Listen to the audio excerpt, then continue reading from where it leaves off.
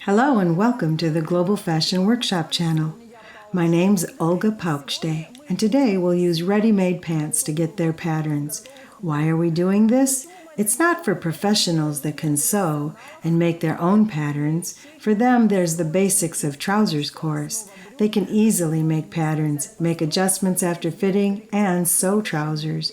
We do this for those people who want to quickly repeat their knitwear trousers or their child's trousers, leggings, or any garment that resembles trousers. Here we have sweatpants that fit me very well. They're not worn out yet. They're almost new, but I need pants that would go with my Medusa hoodie. So I bought the fabric that the trousers are made from. Now I'm getting a little ahead of myself. I've bought 2 colors of striping in the store. I couldn't decide which one I like better. So I thought, I have Caroline, or even why is it only 1 pair of sweatpants that I need? Maybe I'll want another one. In any case, I can make use of both kinds of striping.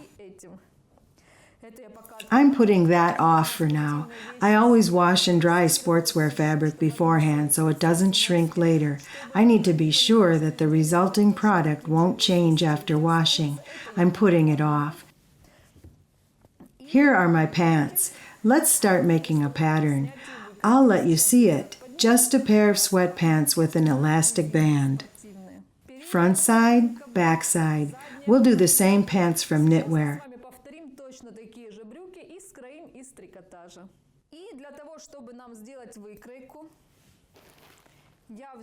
For the pattern, I'll use plastic wrap. It's just some plastic wrap from the hardware store. Probably it was used to bring something in it. It wasn't for sale. We didn't buy it, but we have it now. And now, in order to make the pattern, I turn the pants inside out, of course. This way we can easily see the seams.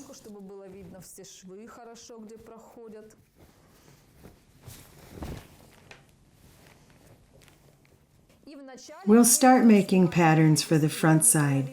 To do this, we straighten it with our hands.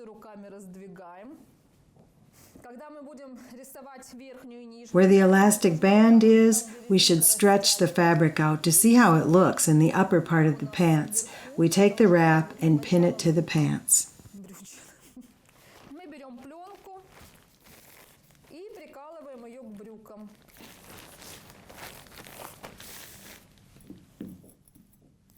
To the pants, trousers, or leggings.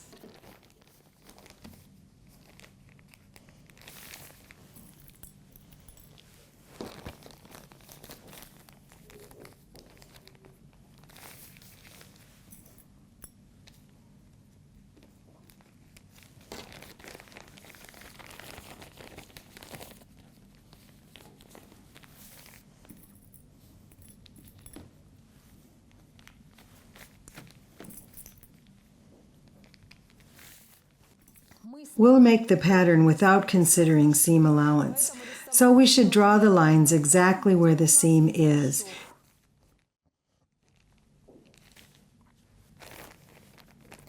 Здесь пока я делаю вот так.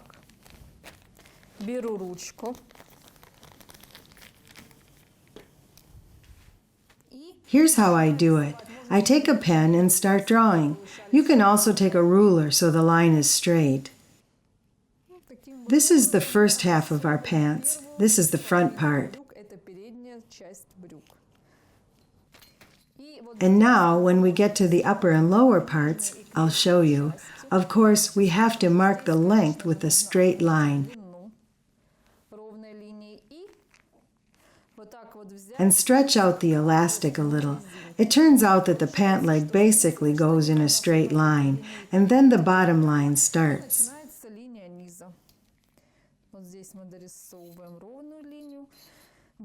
We finish the straight line here and do the same at the waistband.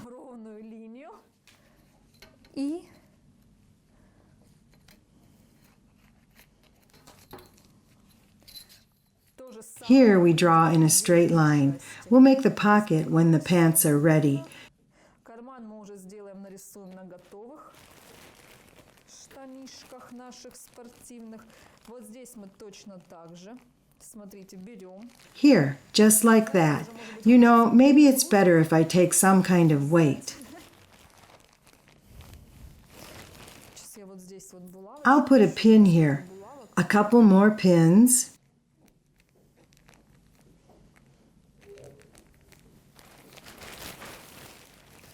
I just feel pity to cut off the excess right away.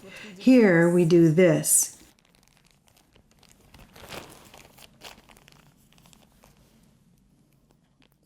And moving on.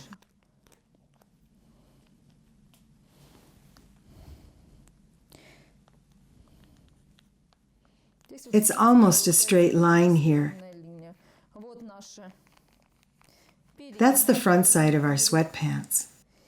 I'll lay it down on the white table for you to see the outline we've drawn. Let's put the pants away.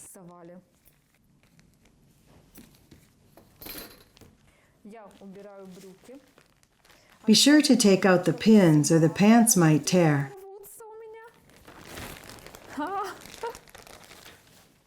I'll fold the pants for now. Better if I put it aside. This is the first part of the pattern. Now I'll cut it out with a bit of extra and put it aside. And then we'll move on to make the pattern for the back side. I'll cut it with some extra to be able to make adjustments, in case I decide to add somewhere or if I want to check if the lengths are the same by putting it together, as we often do with the patterns. So for now, I'll just cut out that piece of wrap. Let's put it to the side and take our pants again. Now the situation with the back is a little more complicated. Since the back side of the pants is often bigger than the front part, it's impossible to lay it flat on the table. You see, it ends only after the fold. That's why we need to place the wrap carefully. To make the second pattern for the back side, I placed the wrap, pinned it, and now I'll draw the part facing upward. After that, I'll move the wrap to the downward side. I remind you once again that we draw the pattern exactly where the seam is.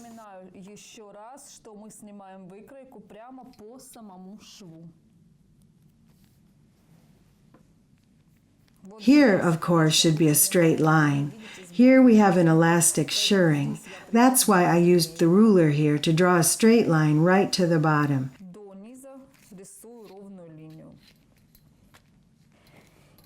It is important for that part too, to have some pins that secure it.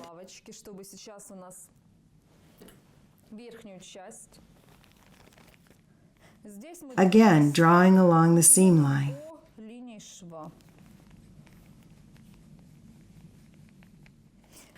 To be able to turn the pants, you need to be sure the wrap is pinned only to the upper layer of the pants. And now we do it, just like that. You see, this is how I placed the pins, and now we draw the other side seam of the back side. Don't forget about the elastic band. Here goes a simple straight line from the hip upwards.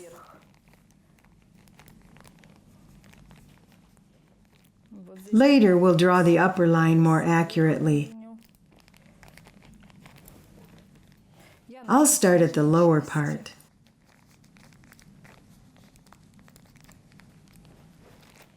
Carefully straighten it out and finish the pattern. Drawing. Here we stretch it out, and it ends up being a straight line.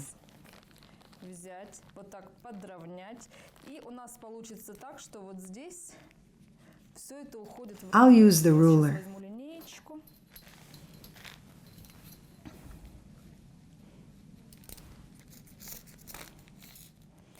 I'll draw a line, but before cutting the patterns, we'll lay them on the table to see what we've got and make some adjustments if needed.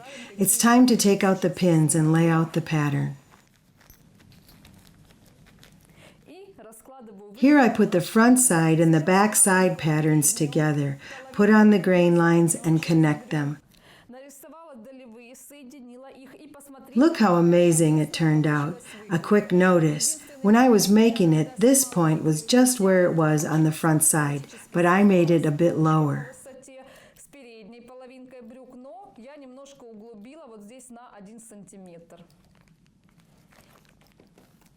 It's time to cut the pattern from the fabric.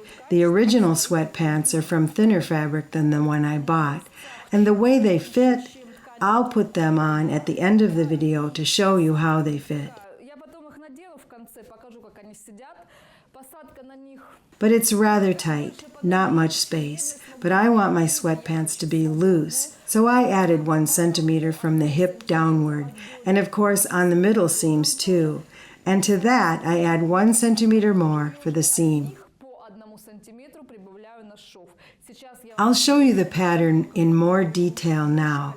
From here, I gradually added 1 centimeter and then also 1 centimeter for the seam. I do the same where the side seam is. I add 1 centimeter here from the very top line along the whole length. That's to make the pants fit not as tight. Now it's time to cut. I'll show you what we've made on the table surface and then we'll see how it fits. The fabric was washed in advance. I don't need any unpleasant surprises like my pants shrinking.